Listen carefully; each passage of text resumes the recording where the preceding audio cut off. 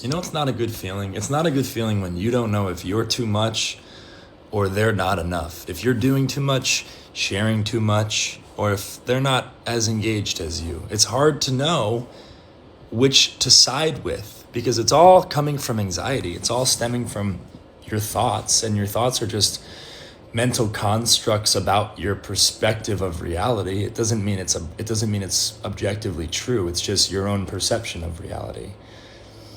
That's the tricky thing about humans. There's two people trying to be in a relationship or be friends or be coworkers, and you have very different levels of consciousness. You have very different operating systems and frequencies. It's very rare that two people are just on the same frequency. I think that that's created over time through experience, through trust, through spending time with each other in person instead of on FaceTime or texting.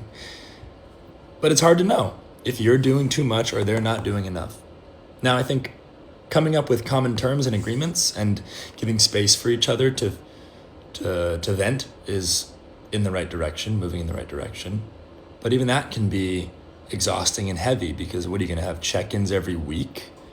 Hey, so where are you at? Here, like that doesn't necessarily seem healthy.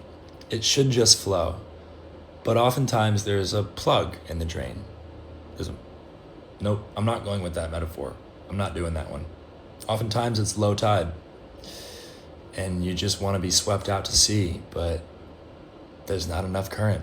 I don't fucking know.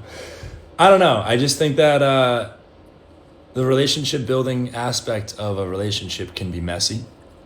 It can not go at the pace which you want it to. It can vary in intensity and it might not be consistent every day. And I think you just have to chill. I think I just have to chill.